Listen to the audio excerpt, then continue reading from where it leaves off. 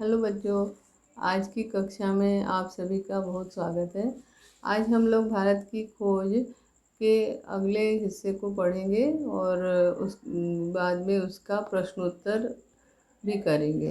तो सबसे पहले हम कल का जो पढ़ा हुआ अंश है, पिछली कक्षा का जो पढ़ा हुआ अंश है, उसका सार फिर से एक बार उसकी पुनरावृत्ति करवा देते हैं। तो इसमें हम लोगों ने पढ़ा था कि जो भारत का जो स्वरूप था वह हमेशा धर्म से ऊपर था। माने जातीय जो कई जाति धर्म के लोग रहते हुए भी यहाँ पे सभी धर्मों को उदारता की दृष्टि से देखा गया।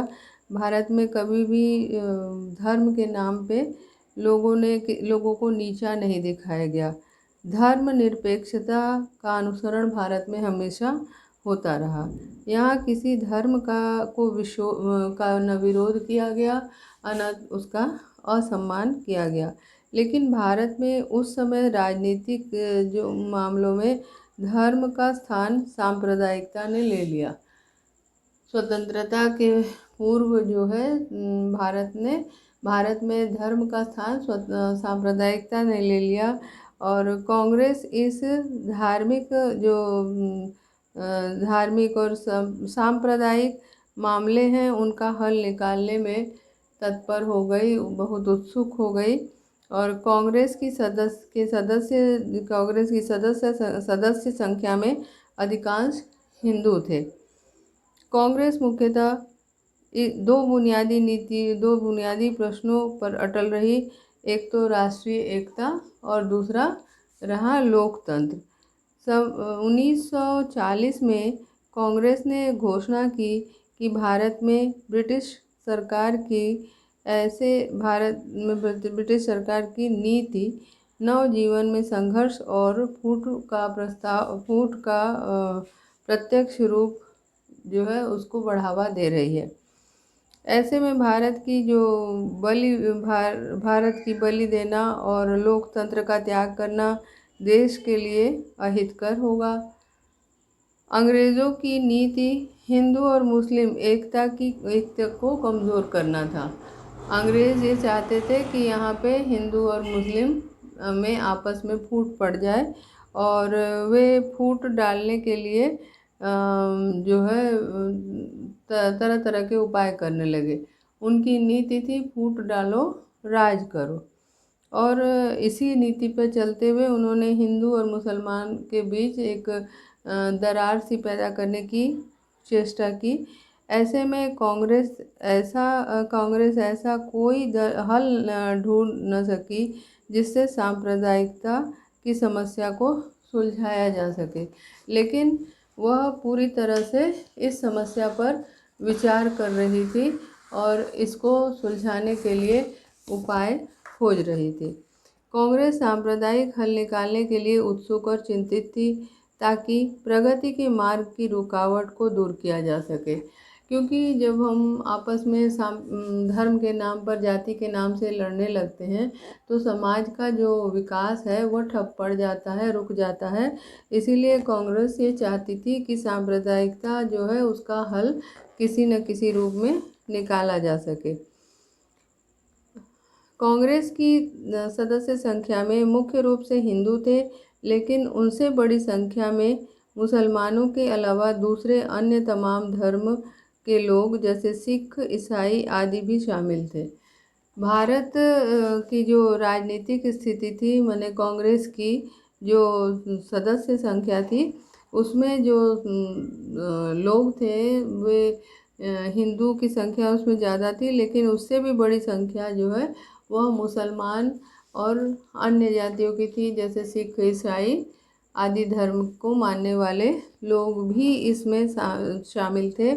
तो इसीलिए धर्म के नाम पर लड़ने से आपस में फूट पड़ जाता और फूट पड़ने से जो है एकता खंडित होती, उसकी शक्ति खंडित होती। और यही वे चाहते थे, अंग्रेज़ चाहते थे, जिससे कि ये एक ना हो सके, एकजुट ना हो सके और उनका राज्य जो है कायम रहे, उनका राज्य आसानी से चलता रहे।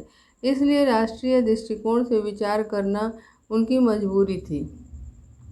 अब चूँकि राष्ट्रीय कांग्रेस में सदस्य संख्या जो थी उसमें हिंदू के अलावा अन्य जाति या धर्म को मानने वाले भी अधिक संख्या में थे, तो इसीलिए एक राष्ट्रीय दृष्टिकोण बनाना या उस पर चलना आवश्यक था।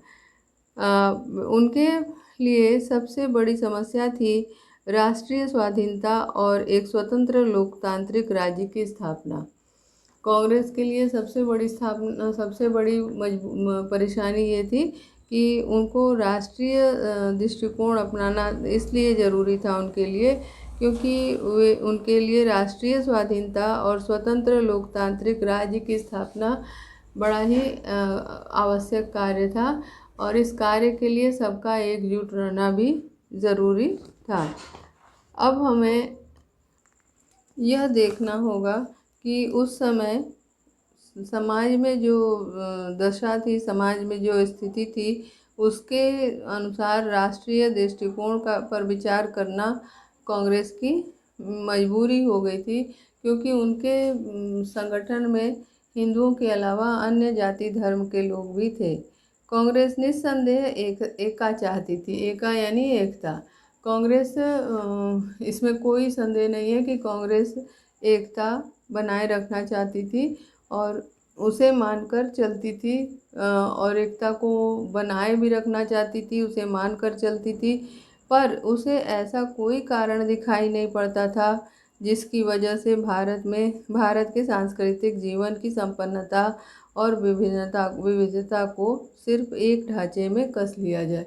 लेकिन उस समय जो माहौल था, जाति धर्म के अनुसार जो आपस में लोग विभाजित हो रहे थे, माने मानसिक दृष्टि से वे अलग होना मतलब अंतर्विरोध शुरू हो गया था। तो कांग्रेस ये नहीं चाहती थी, और क्योंकि अगर वे आपस में लड़ते तो भारतीय जो सांस्कृतिक जीवन है उसकी संपन्नता, उसकी विविधता को ठेस पहुंचती और वे एक सांचे में बंद कर नहीं रह सकते थे। इसलिए काफ़ी दूर तक प्रादेशिक स्वायत्तता स्वीकार कर ली गई और विभिन्न समुदायों की स्वतंत्रता और सांस्कृतिक विकास की सुरक्षा के तरीकों पर भी सहमति हो गई। अब कांग्रेस को कोई भी रास्ता नज़र नहीं आ रहा था जिससे कि एकता बनाए रखा जा सके, तो उन्होंने ये निर्णय लिया कि प्रादेशिक स्वायत्तता को स्वीकार किया जाए। प्रादेशिक स्वायत्तता यानी कि प्रदेश के अनुसार जिस प्रदेश का जो भाषा है, धर्म है, रीति रिवाज है, वो उस प्रदेश को माने वैसा करने के लिए, मानने के लिए, अपने रीति रिवाजों को, अपने सांस्कृतिक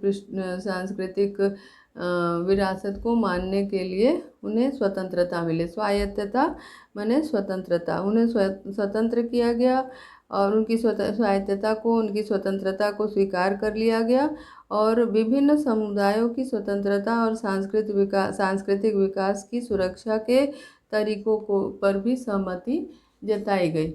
माने कांग्रेस में ये निर्णय लिया गया कि प्रदेशवार जो लोगों की स्वायत्तता है, सांस्कृतिक स्वायत्तता है, उसको बनाए रखना, माने उसको स्वायत्तता देनी चाहिए, जिससे कि उनकी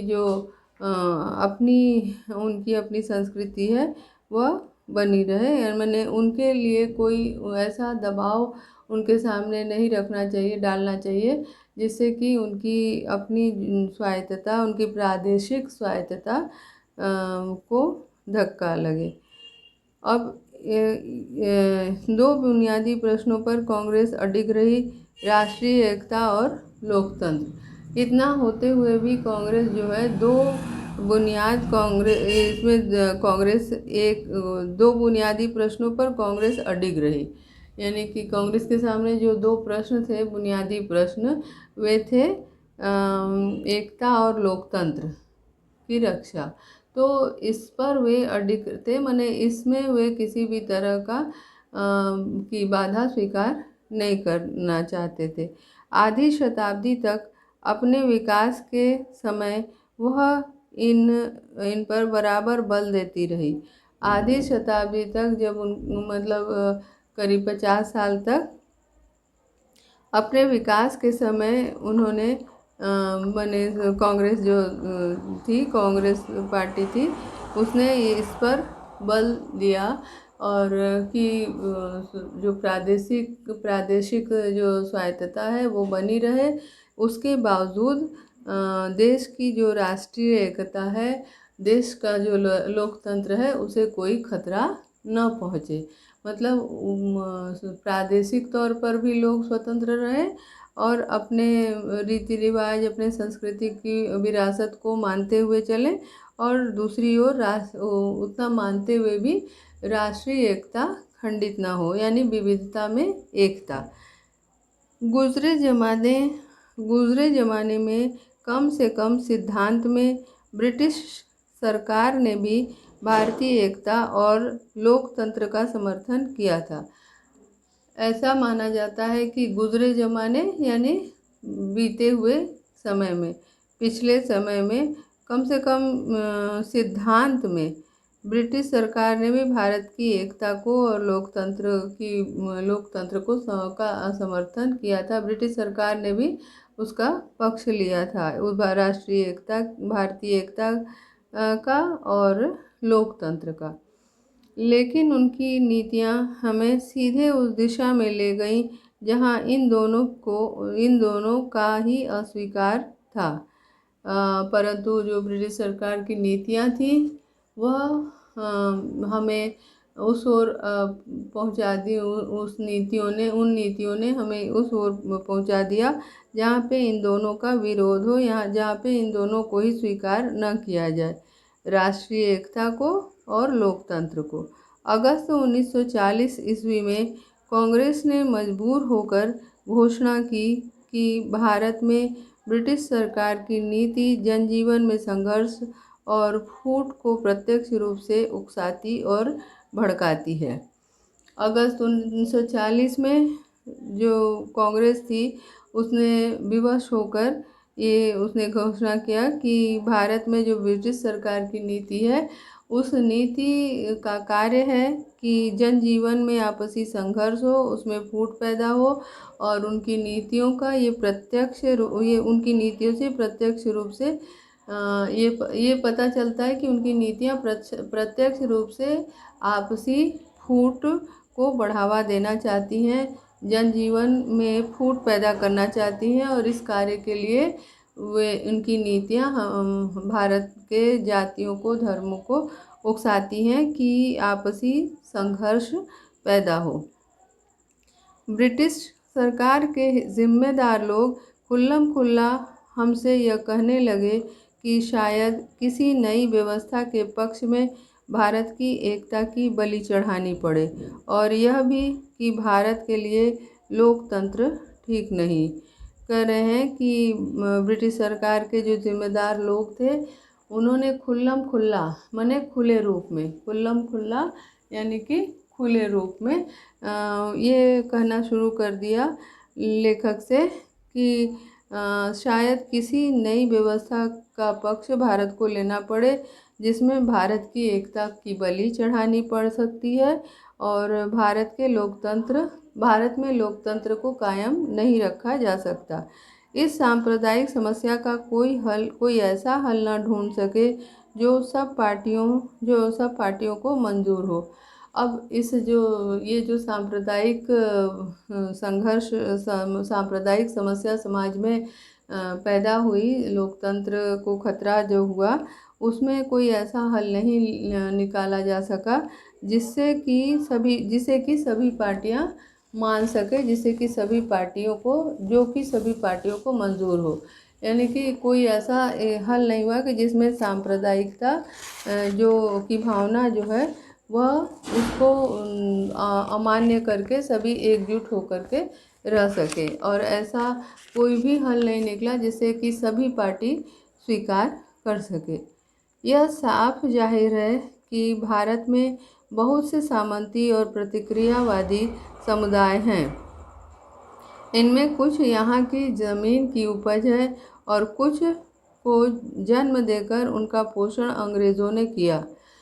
यहाँ पे ये कहा जा रहा है कि ये साफ जाहिर है, ये पता चलता है, प्रत्यक्ष रूप से इस बात का पता चलता है कि भारत में बहुत से सामंती और प्रतिक्रियावादी समुदाय हैं। ऐसे समुदाय हैं जो सामंती और प्रतिक्रिया लोगों के विचारों पर, जो नई नीतियां हैं उन पर प्रतिक्रिया करने वाले कुछ लोग ऐसे हैं, इन जो कि या कुछ तो यहीं यहाँ के ज़मीन की उपज है, माने यहीं के रहने वाले हैं, और कुछ ऐसे हैं जिनको अंग्रेज़ों ने जन्म दिया है, यानी उनका जिनको जिनका पोषण अंग्रेज़ों ने किया है, यानी अंग्रेज़ों ने अपनी जो है अपने स्वार्थ के लिए उनका पोषण किया है, यानी उनको बढ़ावा दिया है। ऐसे लोगों का ऐसे लोग जो कि ये नहीं चाहते थे, माने अंग्रेज़ नहीं चाहते थे कि भारत में एकता कायम रहे और भारत जो है स्वतंत्र और लोकतंत्र बने और भारत में किसी तरह के झगड़े फसाद ना हो, ये अंग्रेज़ नहीं चाहते थे। इसके लिए उन्होंने कुछ ऐसे लोगों का पोषण किया जो कांग्रेस की जो सांप्रदायिकता से संबंधित नीतियां हैं उनको उनकी प्रतिक्रिया करती रही। संख्या की दृष्टि से वे भले ही कम हो, लेकिन उनके पास ब्रिटिश सत्ता की मदद है। कह रहे हैं कि ये जो प्रतिक्रियावादी समुदाय है और ये जो सामंती और ये जो लोग हैं इस तरह के, जिनकी इस तरह का विचार है, वे लोग भले ही संख्या में कम हो, लेकिन उनके पास ब्रिटिश सरकार का की सहायता उनको मिलती थी इस कार्य में, क्योंकि ब्रिटिश का भी इसमें स्वार्थ निहित था, ब्रिटिश शासन का भी इसमें स्वार्थ निहित था। ऐसा करने से उनका जो राज्य है वो कायम रह सकता था। अगर हमारे देश में आपसी जाति और धर्म के नाम पे फूट पड़ती तो उससे जो है उनका शासन मजबूत होता, उसको मजबूती मिलती। और इसी कारण अंग्रेज़ ने इन लोगों का पोषण किया, ऐसे विचारधारा वाले लोगों का, जो कि नहीं चाहते थे कि भारत में एकता कायम रहे, भारत में लोकतंत्र की स्थापना हो। बीते हुए दिनों में अंग्रेज़ों की नीति मुस्लिम लीग और हिंदू महासभा के मतभेदों को प्रोत्साहित करके उन पर बल देने की और सांप्रदायिक संगठनों को कांग्रेस के विरुद्ध महत्व देने की रही। बीते हुए दिनों में माने पिछले दिनों में, अतीत में अंग्रेज़ों की जो नीति थी शासन करने की, वो मुस्लिम लीग और हिंदू महासभा के मतभेदों को प्रोत्साहित करके उन पर बल देने की रही। इससे उनको फ़ायदा होता कि आपस में जो है दोनों जातियां लड़ती और उनमें विरोध पैदा होता, और इस विरोध के पैदा होने पे भारतीय एकता जो है वह खंडित होती। सांप्रदायिक संगठनों को कांग्रेस के विरुद्ध महत्व देने की रही है, और ये जो है नीति ब्रिटिश सरकार की थी कि वे सांप्रदायिक संगठनों को कांग्रेस के विरुद्ध महत्व दें, माने वो जाति और धर्म के नाम पर उकसाने का कार्य करते थे। मिस्टर जिन्ना की मांग का आधार एक नया सिद्धांत था जिसकी उन्होंने हाल ही में घोषणा की थी। भारत में 2 राष्ट्र हैं, हिंदू और मुसलमान। अब मिस्टर जिन्ना, यानी कि इन्होंने ये जो कांग्रेस में शामिल थे और उन्होंने भारतीय स्वतंत्रता में बहुत ही योगदान दिया, परंतु उनका एक जो है एक नया सिद्धांत था जिसकी उन्होंने हाल ही में घोषणा की थी। उसी समय जब 1940 का ये दौर चल रहा था, जबकि सांप्रदायिक भावना कांग्रेस में पैदा हो गई थी, तो उन्होंने घोषणा की कि भारत में 2 राष्ट्र हैं, एक हिंदू और एक मुसलमान। 2 ही क्यों, मैं नहीं जानता, क्योंकि अगर राष्ट्रीयता का आधार धर्म है तब तो भारत में बहुत से राष्ट्र हैं। अब इसमें लेखक ये प्रश्न उठाते हैं कि दो ही क्यों, हिंदू और मुसलमान दो ही क्यों। अगर इसमें राष्ट्रीयता का हम राष्ट्रीयता के आधार में राष्ट्रीयता का आधार यदि धर्म को माने, धर्म को यदि राष्ट्रीयता का आधार माने, तो इस दृष्टि से तो भारत में कई धर्म के लोग हैं, हिंदू, मुस्लिम, सिख, ईसाई, तो कई धर्म के लोग यहाँ पे रहते हैं। तो फिर दो ही धर्म क्यों, भारत में दो ही धर्म है, ऐसा क्यों माना जा रहा है? मैं नहीं जानता, क्योंकि अगर राष्ट्रीयता का आधार धर्म है तब तो भारत में बहुत से राष्ट्र हैं। लेखक का मानना है कि हिंदू और मुसलमान दो धर्म क्यों माना गया है। अगर धर्म की दृष्टि से हम भारत को विभाजित करें, तो धर्म की दृष्टि से भारत में कई जातियां, कई धर्म के लोग रहते हैं, तो यहाँ पे दो धर्म के नाम से लोगों को विभक्त नहीं करना चाहिए। यहाँ तक कहा जा सकता है कि अतीत में भारत का विकास एक बहुराष्ट्रीय राज्य के रूप में हुआ और उसमें राष्ट्रीय चेतना धीरे धीरे आई। अब इसी समस्या को लेकर के ये भी कहा जा सकता है कि भारत में जो विकास हुआ, भारत का जो विकास हुआ, वो बहुराष्ट्रीय राज्य के रूप में हुआ, क्योंकि यहाँ पे जो राष्ट्रीय चेतना है वह धीरे धीरे आई। मिस्टर जिन्ना के दो राष्ट्रों के सिद्धांत से पाकिस्तान का या भारत के विभाजन की अवधारणा का विकास हुआ। अब मिस्टर जिन्ना ने जो दो राष्ट्र, दो जाति, राष्ट्र की जो घोषणा की, हिंदू और मुसलमान, उससे भारत और पाकिस्तान के रूप में विभाजित होने की जो अवधारणा है वह सामने आई, उसका विकास हुआ। लेकिन उसमें दो राष्ट्रों की समस्या का हल नहीं हुआ, क्योंकि वे तो पूरे देश में थी।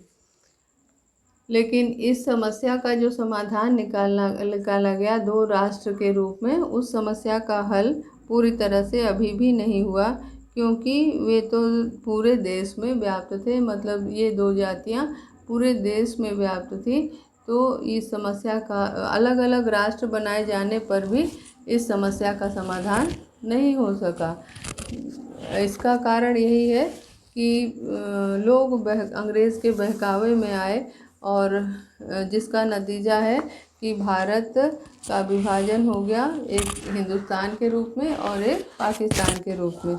परंतु कुछ भी हो, इस समस्या का समाधान नहीं हो सका। अब इस पाठ से जब हम जो है आपको कुछ लघु प्रश्न बताते हैं, जिसके माध्यम से पाठ की पुनरावृत्ति हो सकती है।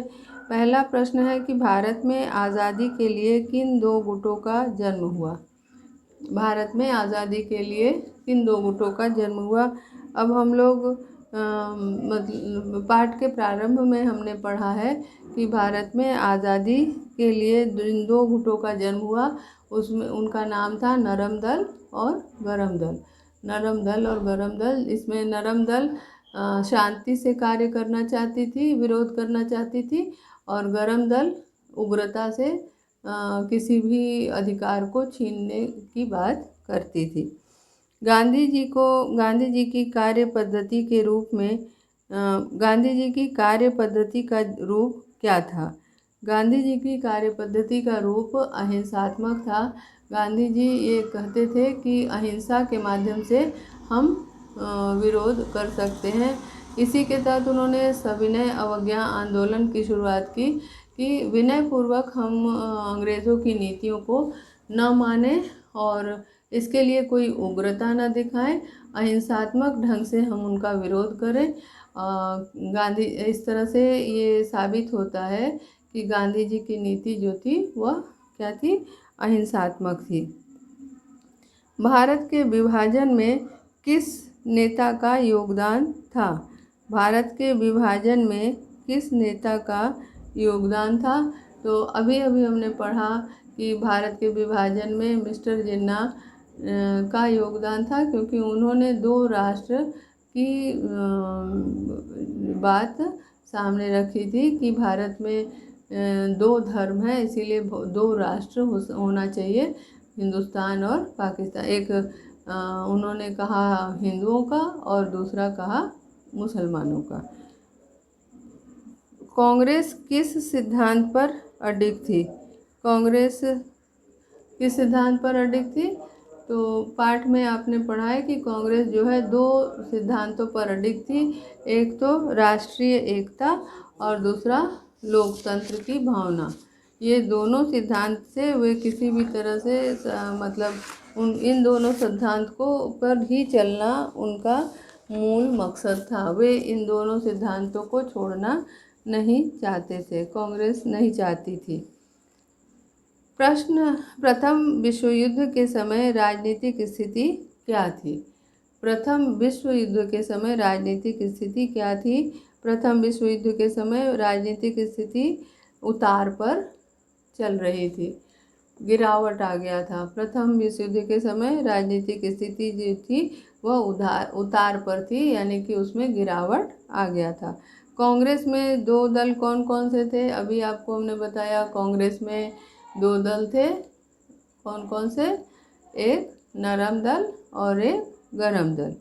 दो दल कौन कौन से थे? एक नरम दल और एक गरम दल। नरम दल का कार्य क्या था? नरम दल जो है शांतिपूर्वक अहिंसात्मक ढंग से विरोध करती थी और अपना अधिकार उसी के माध्यम से लेना चाहती थी। और गरम दल जो है विरोध करके छीन के अपने अधिकारों को लेना चाहती थी। प्रथम विश्व युद्ध के बाद देश में लोगों की क्या स्थिति हुई? प्रथम विश्व युद्ध के बाद देश में लोगों की क्या स्थिति हुई? प्रथम विश्व युद्ध के बाद देश में आम लोगों की स्थिति बड़ी दयनीय हो गई थी। प्रथम विश्व युद्ध के बाद देश में आम लोगों की स्थिति बड़ी दयनीय हो गई थी। किसान, मजदूर वर्ग, मध्यम वर्ग सभी आक्रांत थे। इस समस्या से सभी आक्रांत थे, किसान, मजदूर वर्ग और मध्यम वर्ग। उनका बड़े पैमाने पर शोषण हो रहा था। देश में भूखमरी और गरीबी बढ़ती जा रही थी। इन वर्गों का, किसान का, मजदूर वर्ग का, मध्यम वर्ग का बहुत बुरी तरह से शोषण किया जा रहा था और देश में भूखमरी और गरीबी भी उस समय बहुत बढ़ती ही जा रही थी। अब मार्शल लॉ क्या था? मार्शल लॉ क्या था, ये प्रश्न है। तो इसका उत्तर इस प्रकार है कि मार्शल लॉ अंग्रेज़ी सरकार द्वारा बनाया गया एक ऐसा कानून था जिसमें किसी भी व्यक्ति को किसी भी समय पुलिस व न्यायालय की आदेश के बगैर गोली का निशाना बनाया जा सकता है। यहाँ कह रहे हैं कि मार्शल लॉ अंग्रेज़ों के द्वारा बनाया गया एक ऐसा कानून था जिसमें किसी भी व्यक्ति को या किसी भी समय पुलिस के व न्यायालय के आदेश के बिना गोली का निशाना बनाया जा सकता है। अब अगला प्रश्न है, गांधी जी द्वारा आह्वान करने पर देश की आम जनता पर क्या प्रभाव पड़ा?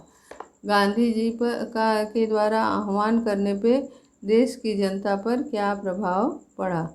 इसका उत्तर है, गांधी जी के द्वारा आम जनता को आह्वान करने पर उन्होंने जो नीति बताई थी, डरो मत, इस सिद्धांत पर लोगों ने चलना शुरू किया और ब्रिटिश सरकार से जो डर गए थे उनका ये डर समाप्त हो गया। वे अपने कार्य खुलेआम करने लगे। इससे उनका हौसला और साहस बढ़ा। उनका हौसला बढ़ा और उनका साहस बढ़ा। मनोवैज्ञानिक परिवर्तन उनमें दिखाई देने लगा। अब अगला प्रश्न है, भारतीय संस्कृति के बारे में गांधी जी के क्या विचार थे? भारतीय संस्कृति के बारे में गांधी जी के क्या विचार थे? गांधी जी ने भारतीय संस्कृति के बारे में लिखित रूप से कहा था कि भारतीय संस्कृति न हिंदू है, न इस्लाम, न पूरी तरह से और कुछ। यह सबका मिला जुला रूप है। उन्होंने हिंदू धर्म के सार्वभौमिक पानी, सबके लिए समान रूप से देना चाहा। उन्होंने भारत में हिंदू धर्म को सार्वभौमिक रूप देना चाहा और सत्य के घेरे में उनको सबको शामिल करने का प्रयास किया। उन्होंने सत्य के घेरे में सबको शामिल करने का प्रयास किया। इस प्रकार उन्होंने भारत में एकता की नींव रखी कि जाति और धर्म के अनुसार भारत के लोग आपस में लड़े नहीं। धन्यवाद। आज बस इतना ही, फिर अगली कक्षा में पढ़ेंगे अगला अंश।